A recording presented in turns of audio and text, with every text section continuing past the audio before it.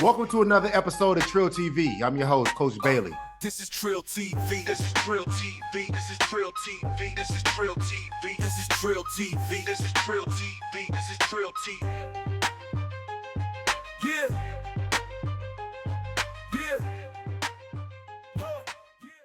Welcome to another episode of TRILL TV. I'm your host, Coach Bailey. And with that being said, I have a special guest. She's the founder and CEO of TC Education Consultant LLC, Miss Tracey Colson. How you doing? Hello, Mr. Bailey. So, I gotta admit, I knew you was coming today, so I purposely wore my Pittsburgh Steelers hoodie, my Pittsburgh, Pirates hat. Yeah. And you see, I got my nice little Pittsburgh Steelers blanket that you got me. So, and I know you was a Browns fan. I wanted to warn you, but I was like, nah, I want to surprise you with this nice little gift I have for you. Clearly, all of this is out of order, because if I knew this was a setup, I would have came in my Browns gear. But I tried to be professional. I said, I don't really know what type of podcast I'm walking myself into. So I'm going to come and be professional. I'm going to be, semi-casual. Yes. I could have had all. I know you could have. Like all the things on. I know, but I didn't want you to be prepared. You know what I mean? Okay. I wanted to, throw my little shot. Okay. You know how we used to do that, Mifflin? I do. And I may look at the video and you may talk about the Steelers and have your Browns little video going after y'all beat us. So this is my get back. Okay, it is. I had to I'll get you back. I'm gonna let you have it because I'm on your territory, your turf. But I don't want any Browns fans that is watching this to think that I'm part of this nation. At all. I'm not at all. Not at all. She is a diehard Browns fan. Her dog is named Ace. They would have all came up here with their Browns gear if I would have told her I was wearing some Pittsburgh Steelers stuff. I would have. Yes. So before we actually jump in the podcast, I always want to give flowers to the guests that come on. I just want to tell you that I love you. I'm happy that you are in my life. I have learned a lot from you. You're like a big sister, my mentor. Just being at Mifflin Middle School, you always allowed me to operate in my gift. You never just treated me like I was safety and security. I was more than that. Yes. You know what I mean? And I always remember what you said to me when I came back from that meeting and I went to go try to introduce my program. Yeah. And you said, Bailey, you got to remember what your end goal is. Yeah. And that's something that stick with me to this day. So I just want to say I appreciate you. I love you. And I'm happy that our relationship is still together. Like, you know what I mean? Yes. Yeah. Bailey, you're like a brother. Right. All the things. Yes. But I appreciate you taking a risk coming to Mifflin. You didn't know me. Right. He didn't really speak to me neither. Let's put that disclaimer out there. Did you our first interaction? Yes, I did. You keep a straight face, so no. You know what I mean? You hard to read. Listen, but that's for a reason. Yes, I agree. I totally agree with you. Okay. I totally agree with you. Our first interaction. Yes. The fight. Yes. That happened at Mifflin before I became the principal. Right. And a sub was in the classroom. You remember this? I can remember this day. I remember. And she called 911. Yep. And there was all type of chaos happening. Yes, it was. And I don't know where the other administrators were. And I remember the secretary, I'm not going to name her name, where she was like, we need somebody to go up there. I was like, okay, I guess I can go. Yep. Me and you went up there. Mr. Bailey said, I'm not going to cuss on here, but I probably would say some choice words. Didn't say really anything. We went up there. The classroom was chaotic. The sub was in a corner. Yep. On the phone with 911. Yep. The glass was busted out of the door. Window. Yes. And I had to go in there and get them kids in order. Yeah. But that's when I knew, like, you were the right person for that position. You know what I mean? Like, your whole demeanor, you was calm and you handled the situation. You know what I mean? And I was able to sit back and take your lead. Yeah. You know what I mean? And that showed me that you were a professional and this is easy for you. Like, you was built for this. You know what I mean? And I got to see that because, man, like, I was like, oh yeah, she got this. Yeah. At the time I was like, oh God, this is a good test right here. It was. Yeah, it was it was. It was a very good test. It was. So I know who Mrs. Colson is. Okay. I want you to let our audience know who Miss Colson is and what inspired you to become an educator. oh wow, Mr. Bailey. Yes, he's Mr. Bailey to me. Yes. You'll probably never hear me call him Ronald. Not at all. Or whatever his nickname is. But please, he's Yes. always going to be Mr. Bailey Yes. to me. You know, as a little girl, 5 years old, Mm-hmm. you know, playing house, all the things, I knew I wanted to be a teacher. Okay. My friends from high school would probably say she's doing exactly what she said that she was going to do from kindergarten all the way up to 12th Okay. grade. I never changed to say that I was never going to be a teacher. Okay. I think a lot of that has to do with like I like to boss people around. You do a good job at it too, though. You do a great job at it. Yes, you do a great job at it. I like to boss people around. I'm the only girl with 3 brothers. Mhm. But I think I have like this knack or gift of like teaching others, but also like I have like this heart to serve. Like Yes. I kind of feel like I know what it takes to inspire people, show tough love, Mhm. and see some end results. So Okay. I always wanted to be an educator. Yeah, and I think that you are great at it. And again, I'm not just saying this Yeah. because you're here. I'm saying Yeah. it because for the past 8 years that we were able to work together, I was able to see your body of work and what you brought to Mifflin Middle School and also the community too as well. Yeah. So this fall, you are rolling out a new project, right? Yes. It's called TC Educational. No, I'm sorry. Let me get it right. Yep. TC Education Lens. Yes. Right? Let's take a look at it. Okay. Welcome to the very first episode of TC Leadership Lens, where you're going to hear some practical strategies that's going to help you as a building administrator, a teacher, and a district level administrator reach your goals beyond the textbook. I am Tracey E. Colson. I'm the founder and CEO of TC Education Consulting, LLC.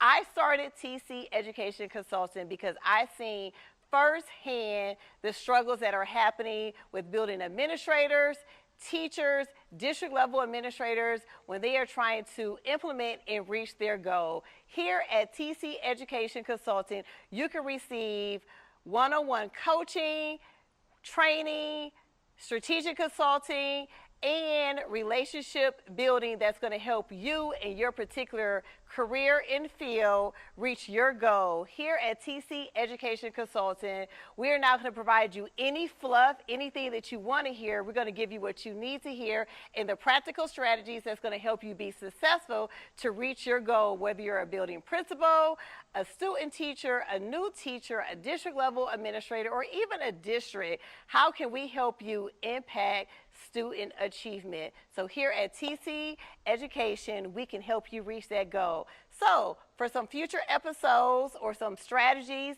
or some practical ideas, please drop your comments in the comment section and I'll be sure to get back to you and add those to some future episodes through TC Leadership Lens. Thank you. I think this is going to be a real good project. What made you create this project right here for educators? I think a lot of times we have books or we go to our classes on these college campuses and you either have a professor or someone that hasn't done the actual work. They just know the theory of the work. And so I'm given real life experiences of like, this is from my trial and error. This is me being battle tested. So that's why it's called TC Lens, because what I'm sharing is from my lens and my viewpoint and from my experiences. It's not anything that I necessarily read in a book. And I think a lot of times people write books, and I'm not discrediting anybody that has written a book. Let me put that disclaimer out there. Off of a one-time success. And I just look at the work that I did at Mifflin. I was able to sustain it for 7 years. Yes.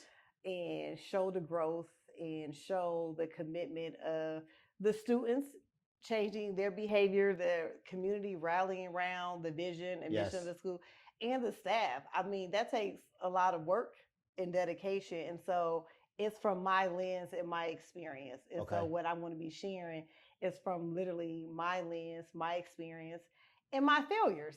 Things that I learned and things that I had to change along my journey in education. And you said your failures. One thing I know about you always hold yourself accountable. Yes.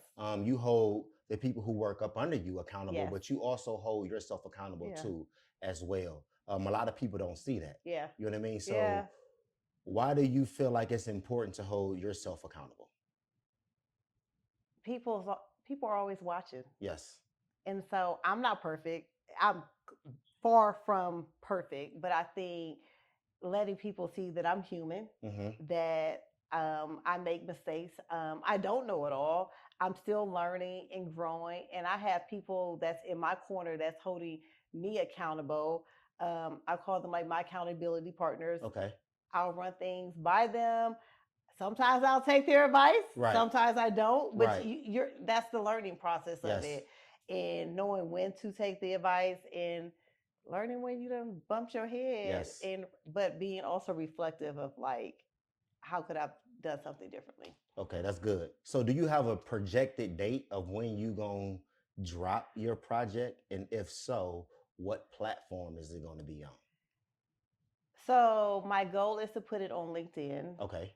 It's the initial start platform. Okay. After LinkedIn, seeing how the traction gets on LinkedIn, I would like to also see what it looks like on Instagram, because the audience, I think, are different on LinkedIn. Yes, I agree. I think the LinkedIn audience is a little bit more mature. They're probably seasoned in their careers, or they're kind of set in their ways. They might still have some growth and development, but I think in this media era, I think a lot of the audience will be on Instagram, of the audience that I'm really trying to either reach or provide some nuggets on, whether it's a new teacher, new administrator, someone that's new in central office. And my goal is to drop this shortly after school starts this school year, because I think some of the things that I'm going to be sharing, giving some tips and strategies, will be helpful for people, and it might hit them in that time of year that they need to really hear some reinforcement. Yes, and we're going to definitely put her LinkedIn information on this podcast, so you will be able to get that information and go check it out. I seen it already. I seen it, and it's powerful. And I think that you educators who is paying attention and listening to this podcast, I think that you will really learn a lot, because she's very knowledgeable. So at what point did you decide you wanted to become an administrator? So you said teaching was your dream, always your dream, but at what point did you realize, like, you know what, I want to take this a step further, I want to become an administrator? Oh, so I was at Medina Middle School. Okay. And Mr. Ralph Taylor, he was an executive director over middle school. And he would come around and do like visits every week at all the middle schools that he oversaw. And so he would come in my classroom by himself a lot without the building administrator. He would just pop in and see what's happening in the buildings that he oversaw. And so he was like, have you ever thought about becoming an administrator? I said, yeah, but you know, I love teaching, so I want to stay into teaching. And him and some other administrators started saying like, oh, have you ever considered about going into administration? And in my mind, like, I still got these student loans from Capital.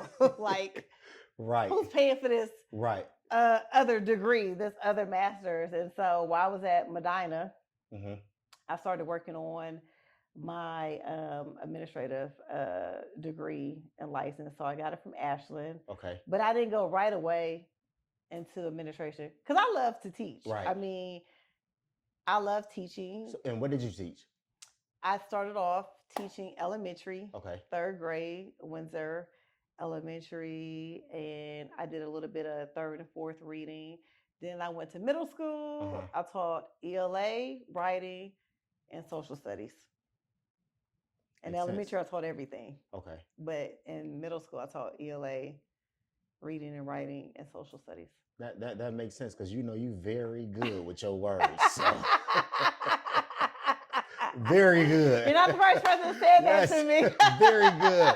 Very good with her words. So Lord. I'm telling you, like, You remember man, that like town hall when I was like, "Are y'all gonna be matriculating up?" Yes, like, And they all look like, "What man. does matriculation Yeah, mean?" and I'm telling you, like, what I mean by she's very good with her words, like, I mean, you would go in town hall because a lot of people don't know we had the Mifflin Oh, News yeah, there. the Like, Mifflin you wouldn't have a script. You Yeah. would just be up there and you would just Yeah. be flowing, and now it makes Yes. sense. Like, What I it makes thought, sense now. yes, it makes Yes, sense. like yes, it makes total sense. It makes total sense. Transformative leadership. Yes. I watched you present when we were at central office for Columbus City. And when I was up there watching you speak and just looking at some of the administrators' faces that was in the room, I thought it was powerful. And just watching their face expressions, I thought that they were very, very in tune. And I heard you teach about school culture. So what was that spark that said, you know what, I'm very passionate about building school culture? At what point did you realize, like, okay, I'm very, very passionate about this? I think going into my third year at Mifflin, like the first year, probably I feel like it was my best year at Mifflin. I enjoyed the kids. Yes. I think the kids probably was my favorite, not to discount any other, but yes, I don't know, like they hold a special place in my heart because I feel like they went through a lot with the climate and culture that they were in for some, especially the eighth graders that was there at 6th and 7th grade. So they only had 1 year with us. But then to trust us enough to come in there, and we disrupted the whole climate. You came in and shook that mug up all the way up. Yeah, like disrupted the whole climate and culture. It didn't phase anything in. Didn't get people's input, except a core group of people, but disrupted the kids what they felt was their normal or what school was to them, or this is all they knew of school. That let me know that if you have a climate and culture that is conducive to learning, but that the kids trust that you have their best interests at heart. And I think they knew genuinely that we care for them, we love for them, and we had their best interests at heart. And if you do these things, I guarantee you, you're going to be successful. You're going to be prepared for high school. And so establishing a genuine relationship with those kids. I think our first year, established a genuine relationship with those kids that I'm like, no, climate and culture is the key. And I don't care how many curriculums that you buy, how many programs you buy. If you don't have a solid climate and culture established, teaching and learning is not going to take place. It doesn't matter. And one thing I can say about you, I mean, you set the standard, like you set the bar. You gave the staff, which was us, your direction and your vision and which way you were trying to go. But you modeled that. I mean, you came to work dressed very professional. You know what I mean? You would come in there. Clearly. Yes, yes. I'm not, I mean. Yes, that's her way of calling me unprofessional. All right. I'm unprofessional for having on this Pittsburgh Steelers stuff. No, because that's I what can't she's trying put to my say. Browns gear on. Right, so she was dressed professional. I'm very unprofessional. All right. That's what she said to me. I told y'all she good with her words, and I'm telling y'all, we gotta watch. But no, you model, like you would come in, of course you would have, you know, your heels in your hand, but you had your walking shoes on. My you was walking the building, like, hey, making sure that the kids were getting to class. You were building relationships with the kids. You was building a relationship with the staff. So one thing I can say about you, I watched you model the standards that you wanted us to follow. And I think that was good. What is one misconception that educators may have on building culture or changing the culture? Oh, that it starts with the kids. It doesn't. It starts with the adults. That's your favorite line too. It is. It is. It's not the kids. It's the adults. It's the big kids. Yes. And you used to always say that. Always say that. Yeah, it's the big kids. Because at the end of the day, kids, young adults, teenagers, they're going to do what we tell them to do. Yes. And they might resist, but for the most part, they're going to comply, especially if you show that you have a genuine best interest for them. Right. It's the adults that are the issue. Yeah. And I haven't, to this day, have not figured out why we, the adults, are the issue or the roadblock for student success. Yes. And so that's the problem. It's the big kids, it's the adults, because everybody got their own hidden agendas. But then also, what impacts that is your own core values and beliefs. Yes. Yeah. So think about all those things: people's core values and beliefs, their biases. Yep. Their microaggression, all those things play into why kids are not performing at their best, because they will use the excuse is their home life is their situation. That's not how I operate. Right. And here you said their own core values and beliefs. Yes. Like if I'm working up under you, yeah, you are my boss, you are my leader. Yes. I have to be able to set my core values and beliefs aside if they don't line up to your standards and what you trying to push. Yes. You know what I mean? And I would always just watch how you would say, okay, these are the standards. And I give you a prime example with the escorts. Oh yeah. You know what I mean? You put the escorts in place because the kids was going to the bathroom, but they wouldn't come back. Yes. You know what I mean? Or doing something in a or doing something in a or fighting, all the stuff. All the stuff. So you put in place okay, escort. Yeah. Every kid in this building, if you gotta go, put the escort sign out, we come and we go. Yeah. Some teachers wasn't following that. No. Because they believe in their core values didn't line up to what you were trying to push. Yes. And every time they allow the student to go out with no escort, something bad happened. And you would say your same line. It's not the kids. It's the adults. It's the adults. Because kids gonna be kids. Let's be honest. Yes. Let's be honest. Kids is gonna be kids. Yes. And I expect kids to do the stuff that Do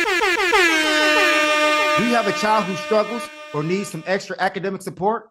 If so, click the Q&R code. Read Efficient, empowering academic excellence in reading and math, one session at a time. So with that being said, what was your biggest challenge when it came to changing the culture at Mifflin Middle School? The adults. The adults? The adults were the challenge, because I expect kids to do what they're going to do. Right.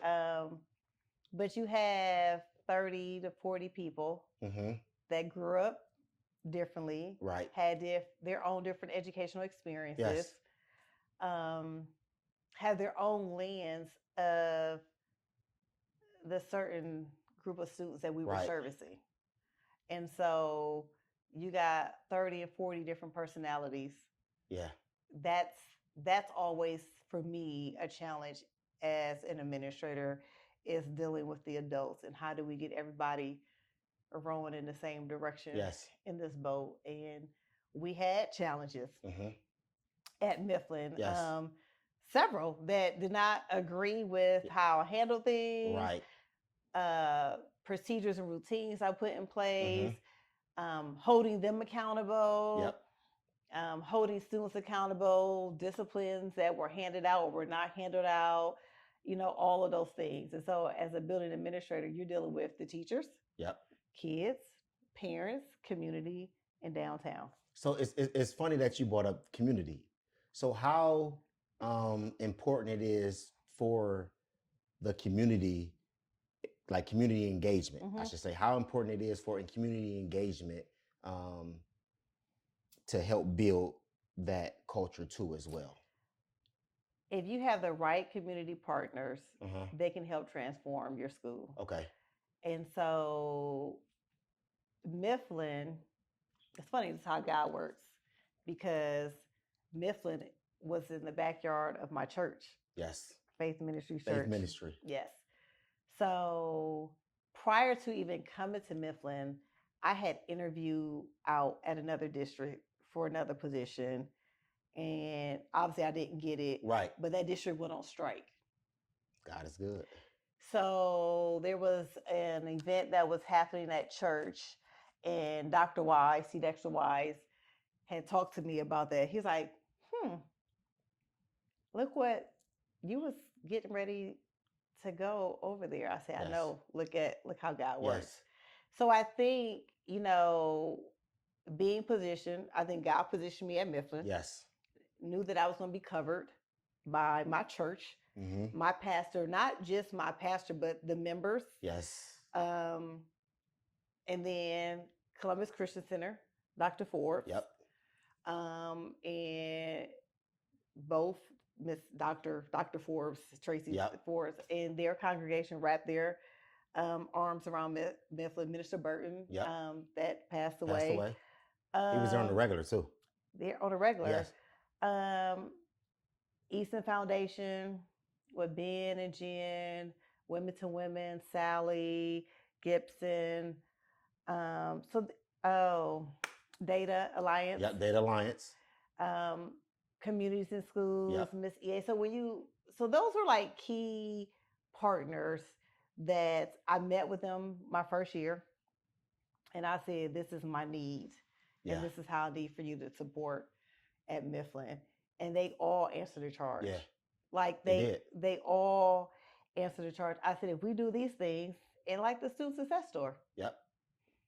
If we do these things, we're going to eliminate barriers. So now kids and families can't say they can't learn, they can't come to school because they don't have clothing, food, all the things that I think we take for granted. So I eliminated those barriers.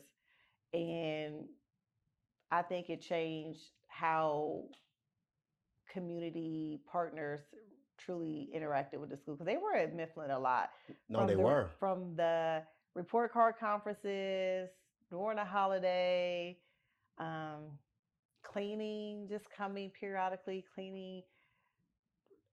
Did like an extreme makeover in the building, because it is an old building. It's a very old building. Painting, just adding those personal touches, because you don't want to come home. You don't want to come home to a dirty house. Right.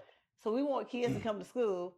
Is it inviting? Is it welcoming? What does it look like? Yes. And so from that flower bed, you know how that flower bed was? Yeah, it was bad. And you had people coming out there working to make it look presentable, because when they got off that bus, you wanted Mifflin to feel like it was their home. Yeah, because we spent a lot of time there. Staff, the kids. I mean, we spent more time at Mifflin than we were in our own homes. And that's the same thing for kids, from those reading nooks, just those small touches of allowing each teacher to pick an accent wall to paint in their classroom. That mural that Josh painted on the wall. But I think community partners can play a big piece in transforming a school, but then also impacting student achievement. But then you also got to be mindful of that, because you can have too many that's not doing anything and you don't see any results. I was very clear about, this is what I need. These are the people I'm going to tap in. And they answered the call. And I didn't have any more. My 7 years, I had the same community partners. Yes. I said no to a lot of people. Mm-hmm. They got mad. Some people tried to call downtown. It was like, well, she doesn't want us to.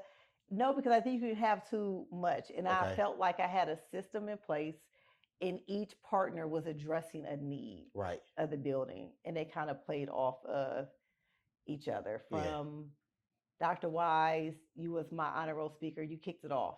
Yep. You didn't preach. I gave you the thing.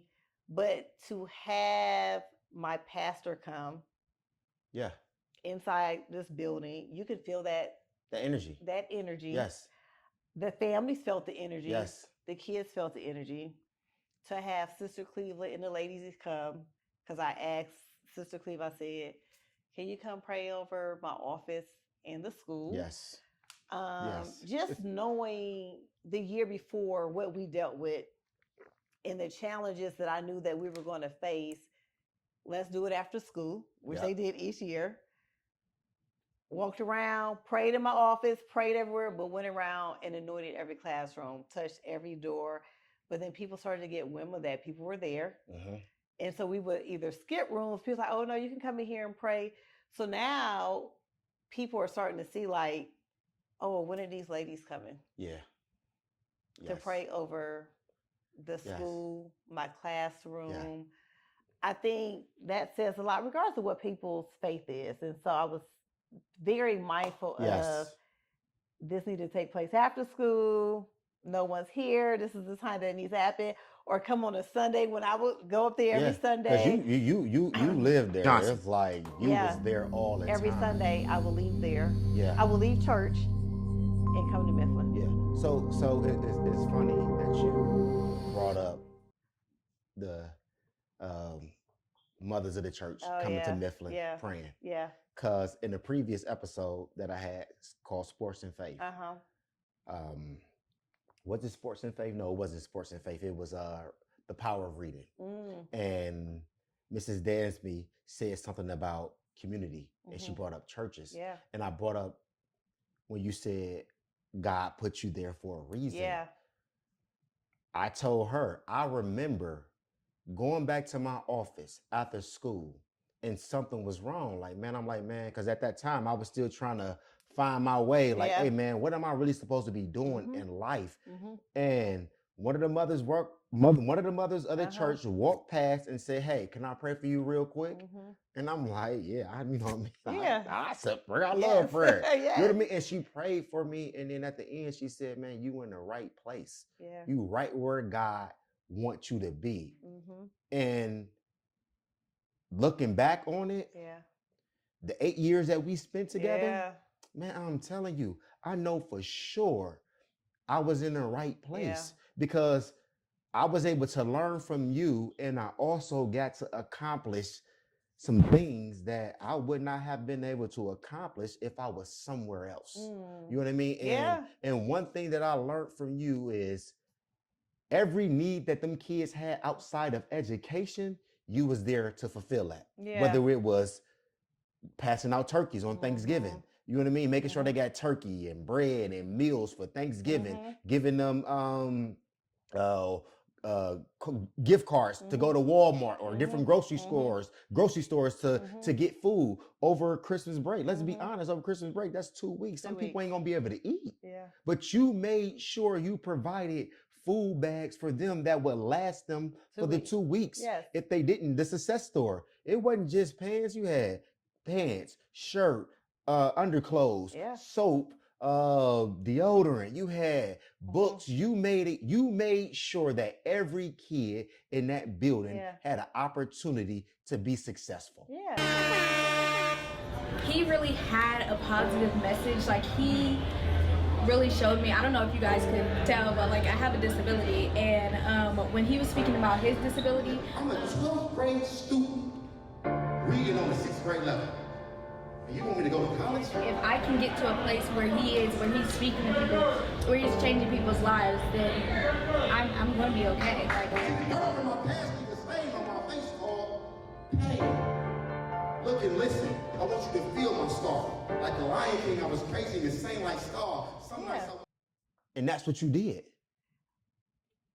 But it's bigger than yourself, though. I totally agree. And you gotta have a heart to serve too, Mr. Bailey. Listen, I agree. Can you say that one more time? You gotta have the heart to serve. Yes. And you know, the things that I did at Mifflin, I did it because I had a heart to serve. Yes.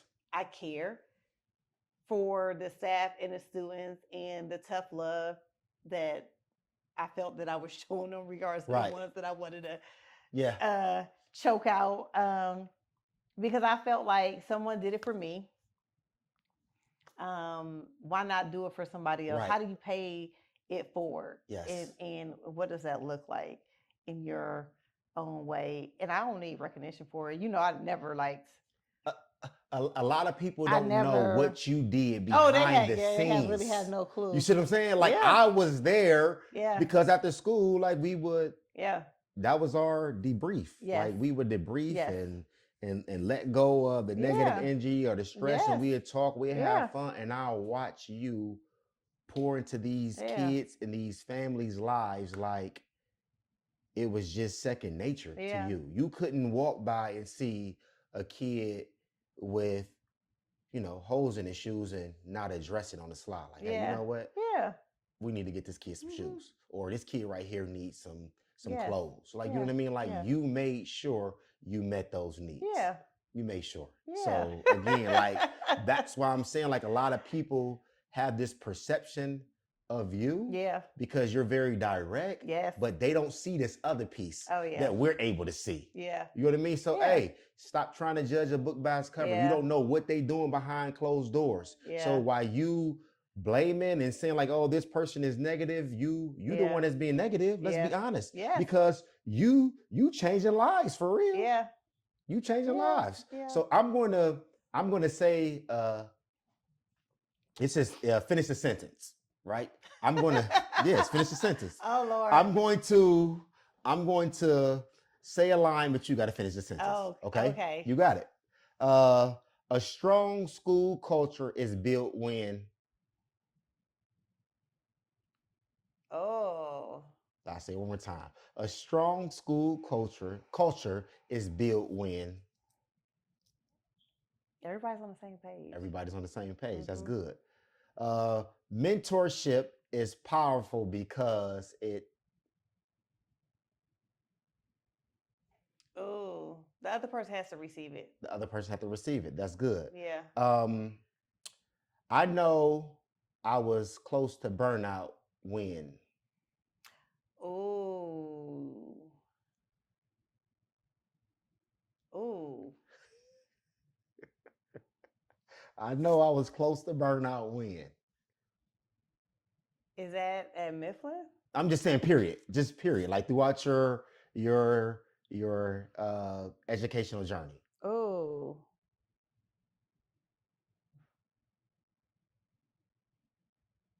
When I during COVID,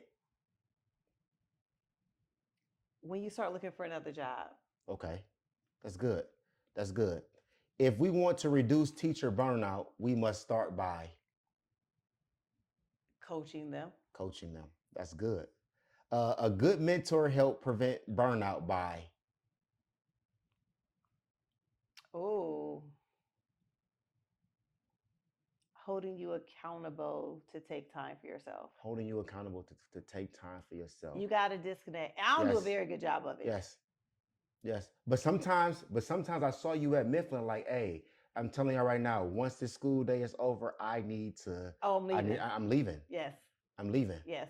But you guys, the core, y'all Mhm. made sure that from you, Penny Raw, Mr. Will, like, I'm leaving. Like, I don't care if there's a fight on the bus, if a bus come back, Yep. like today I need to leave. Right. But you got to have people that's going to allow you to do that and not Right. say, well, you the principal, what you leaving for? Like, that's that relationship piece. Uh-huh. But then I trust that whatever is going to happen or what was going on, that y'all had it handled.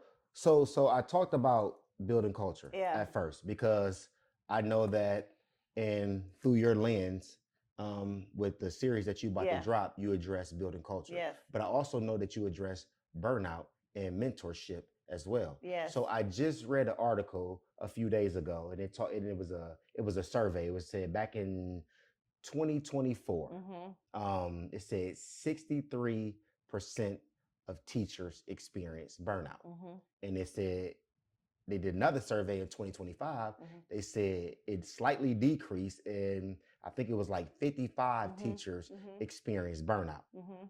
To me, that's still a lot. It is. You know what I mean? That Yeah. means if it's 10 teachers, half of them are experiencing burnout. And they ain't even talk about, they said the stress and the depression level stay the same. Yes. So you may be not experiencing burnout, but you may still be stressed out and depressed from Yes. your workload. So Yes. from your perspective, why do you believe that a lot of teachers or educators, even administrators too as Mhm. well, are experiencing burnout? We're doing too many things. from a district level, because this is my 3rd year finishing. I'm starting my 4th year being in district office, and I see why districts are failing from being on this side, being an administrator before, and a teacher. We want people to do 15 to 20 things, Mr. Bailey. Yes. We got 1,000 initiatives. Hell, we ain't doing one right. You know what I'm saying? Right. And so let's work on one thing. Let's work on 3 things for the year. Right. And master it. Yes. And if we didn't master it one year, why are we adding on something else when we didn't get those things right? Right. Or we want to switch to something else because we think that thing was the problem. Right. And so I just think we got too many things going on. We expect people to do 20 different things in a short amount of time, accomplish all these things. We're not providing the resources, the coaching, the support on how to sustain it, how to implement it. Yes. And why do we need all these things? Yeah. So like at Mifflin, our first year, all I worked on was the climate and culture. I didn't talk about no academics. Nope. I didn't talk about no curriculum. Let's focus on the climate and culture. Yep. Because we need to get the kids in the classroom. Mm-hmm. We need to establish a climate and culture. And once you get that established, the academics will have taken care of itself, which it did. Yes. Yes.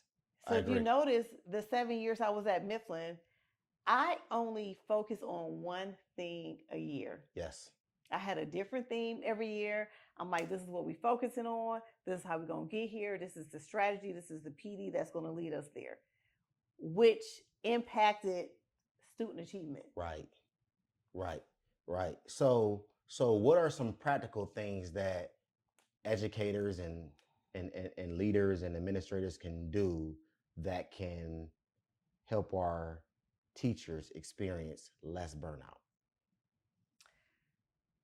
We have to provide some true coaching and holding people accountable. That's good. I mean, the same way how we do these athletes. Yes. I mean, clearly you have your team on. Yeah. But the same way how we do athletes. Yes. They have off season, they have a strengthening coach, a positioning coach. Why aren't we coaching teachers and administrators in that same capacity? And hell, central office in that same capacity. Right. How are people getting better at their craft? Right. There's no coaching, but you need somebody that's going to push you, hold you accountable. That's not going to tell you what you want to hear. Right. They need to tell you what you need to hear. That's going to push you to the next level. Yeah. Like I don't feel like we have true, authentic coaching for people in education, from teachers, principals, assistant principals, and central office. I think it's surface level. I think it's one and done, or I'll send you to a conference, or I'll give you a book to read. Ain't nobody reading no book. Yeah. Yeah. Like, I feel like our debriefings after school was for me. I think it was for the team, but it was for me and my development. Yeah. Because I got to hear feedback on how the day went. I got feedback on some decisions that I made. It allowed me to reflect on what I need to do differently. And then people to hold me accountable. Yes. And push back on, yes, I might want to do it this way, but who's going to really hold me accountable and say, no, I think we might need to do this, right, Miss Colson? Yeah. Yeah. And what's the coaching with that? And I felt like that you took feedback very well. And if you saw somebody was really good in a particular area, you will allow them to operate in their gifts. You know yes, I mean? Yes. And also you said something, you keep saying coaching. I know that that's one thing that TC Lens is able to provide for educators. Yes. Is that coaching, that mentorship. Yes. Not just for first year teachers, but also seasoned teachers as well, administrators, community people, like whoever. Like, so again, I just want to say that it was a blessing to be able to work under you for the 8 years that Yeah. we was together, and still be a part of your Yeah. journey. And as you know, continue to grow your own personal business. Yeah, Like, but you know look what I at mean? but how that happened. Don't you remember that conversation Yeah. in my office? You pushed me like, okay, what you waiting for? Yeah. What you waiting for? You're doing all of this service for free, Mhm. essentially. Like no one told you really what to do here in Mifflin. It was trial and error. Like you figured it out Yeah. on your own. He's like, what are you waiting for? And Yeah. I kept saying, I don't have the time. I don't have the time. I don't have the time. I got things going on here at Mifflin. I mean, so that's that piece of somebody holding you accountable, pushing you, but also believing that you can get it done. Yeah. And there's several people, I mean, you've experienced it and say, oh, I can help you get started with your LLC, or I can help you with. Yeah. I can count maybe on 3 fingers. Right. That people that have like truly over the years have helped me accountable of like, you need to start something on the side and do it. But provide that coaching, assistant, accountability along the way. Yeah, because again, like for me, like I'm a very observant person. Yeah. So I watch what people say. I watch how they respond. I watch how they act.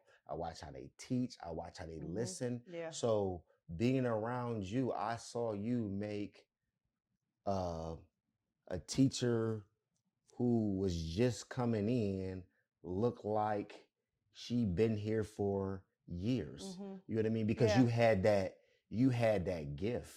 And I'm like, man, I saw you change a whole building around. Like people don't really know. Like we talking, like people thinking like, oh man, they just exaggerating.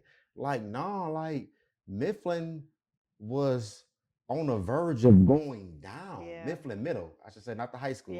Mifflin Middle was on the verge of going down. And I watched you come in there and transform that whole thing. And I'm like, man, for me, like that is a gift.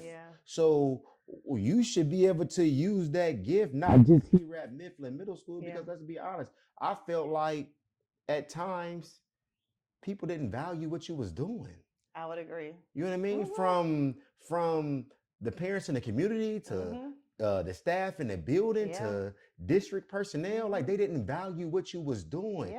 And to see you put in all that work and like to be like, man, they don't value it.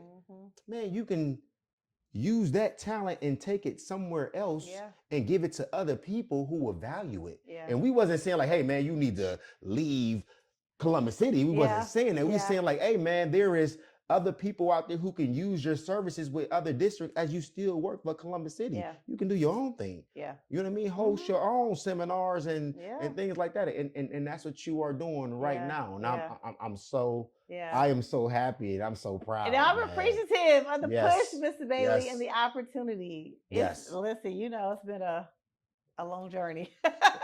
It's still a journey, but I appreciate all of it. Yes. So closing out, final question. If every educator was listening, if every educator was listening, could walk away with one message from you, what would it be?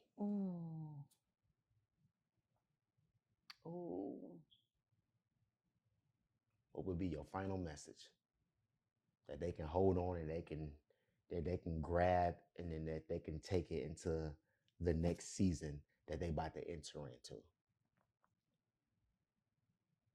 It's not about you. Why did you say that? It's not about you. It's about good. It's about the kids we serve. I got mine. Yeah. We have our education. Yes. Teachers, they have their education. Yes. Building them. It's not about you. Yes. It's about paying it forward to the young people that you are servicing. I mean, we're servicing them. Yes. Elementary, middle, and high school. Yes. We are servicing them. And I feel like we need to show this tough love. I think we've gotten away from it. I think we are coddling, and kids are not coming with the grit and resilience that they need to be successful out here in this world that don't show you no love. Right. And so it's not about you. Are you showing up to work every day? treating other people's kids the way you want somebody to treat your own, your son, your daughter, your niece, your nephew, your grandchild. I felt like I show up every day pouring in or treating other people's kids the way that I treat my nieces and nephews or family members, or hold them accountable. Yes. Because I feel like somebody held me accountable. You're either going to meet my expectation or you're going to exceed them. Yes. And so don't water down the expectation because someone is experiencing a housing instability or they lost a loved one. Help people, these kids, cope through those different things that have happened in their life that they have faced. I mean, we had rough. Right. No, I agree. Some deaths and things that have happened in our lives that we could deem trauma, or if you've seen different things, even as adults. But you gotta, how you get through it. Yeah. It's not about me.